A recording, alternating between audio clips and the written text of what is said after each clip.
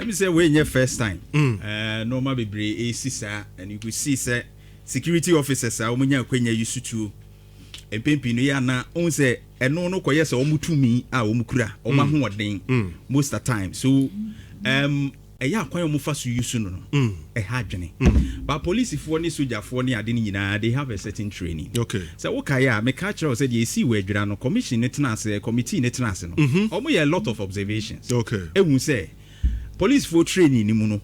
any soldier for training ni mu no ye kire wo mu bibi etwa so omo de ye adwuma okay e na saa de no kra wo nhyemu kena no mo advance ne any sen ekwan a wono mo be fa so omo behu bra ye fa so e use forces bi what you say omo no say obe use to a omo forces obe yiri wo so obe use to omo friend forces that's right the forces are be use to be omo kire say ye reasonable that's right that's a minimum e wo mo mra nu edi omo mo ntiase de esa wo ye wo bre bi mu okay edi bra Facebook na be post for you now o kan wasem no e wo adwira na akoye bibi e wo no a omo ko tutuo fam no ye hu se na enye papa na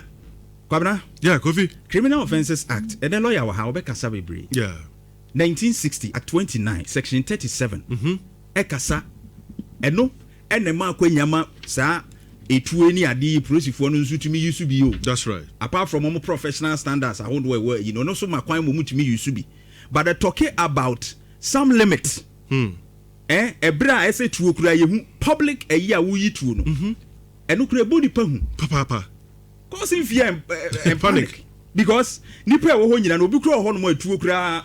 osuro ana wo bi kura say bi da say atwituo ayi sa anti sa abra no one man shock bi psychological what ha no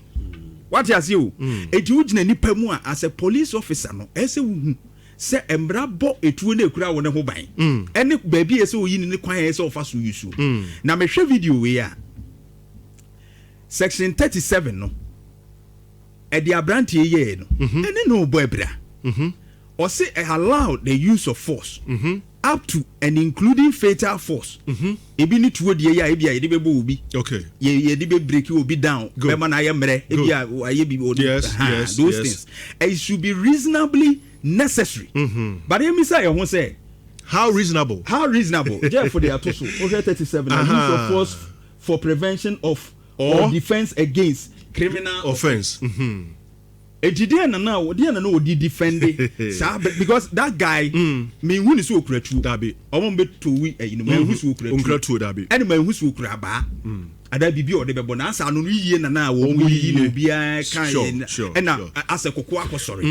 na pempim panika bibi sa kokko osori adwene nya adwuma and that is what I saw over there all right because ebra obi kura weapon bi a wo no betumi de akun as an officer now kura bibi obetimi de apira at that time no and now obetimi use some of these things to defend yourself okay but there pa na ekoso a police officer obetwe sa pistol no say wasa clock kura kan yes so unya beto are you ready so obeto yes na kwabna okay the American say now investigations are ongoing okay police service regulation 2012 CI 76 okay so obi di say adwuma we ya unprofessional conduct and misconduct e wo kwan so mo de ne fa so good ebi dismissal okay ebi rank reduction okay and me hwe ni mu say this police officer